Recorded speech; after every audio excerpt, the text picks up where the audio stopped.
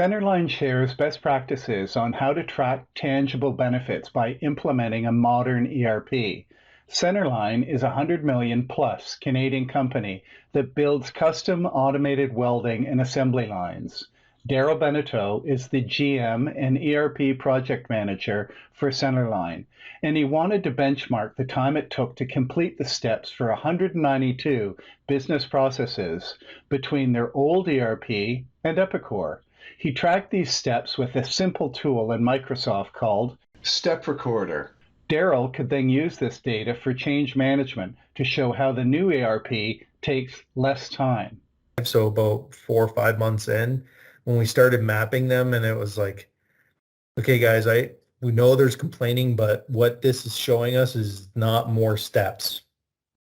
Because people will complain about it being more work, but it's just different, right? So it's like it's not more steps, it's less steps, or it's the same amount of steps. And then you wonder, and the other thing that I used it for is, why am I not hearing complaining from this group?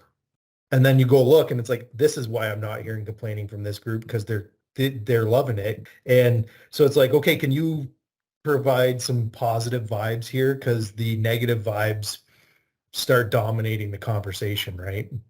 So Daryl color-coded the Excel document: blue with 10% or fewer steps, green for up to 10% fewer steps, yellow up to 10% more steps, and red for more than 10% steps. Of the 192 business processes they tracked, 158 or 82% had fewer steps, and they still have future gains by implementing AP automation and sales order automation. So the reduction could be over 90%. And most important, they made huge gains where the money is in purchasing and manufacturing. For us, making stuff is our biggest thing. So if I go making and procuring, so if I go up to purchasing got huge wins. They have blue. And then more importantly, our manufacturing, so MRP, work order scheduling, work order tracking, they were huge winners from the implementation. So they have uh, less work in actually executing the manufacturing scheduling portion of our business. Well, I have it mapped before, and then I have it mapped after. So like the biggest one here is just work order scheduling, release, and distribution. So this is me releasing work orders, planning, scheduling them, and releasing them to the floor. Greater than 10% less steps now.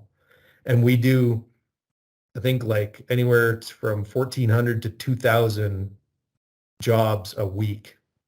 Yeah, so because we had wins in purchasing and manufacturing, we had a couple managers that were inside of some of the conversations at the management level. They were providing that positive vibe to counter some of the negativity. And again, nothing's ever perfect, right? But having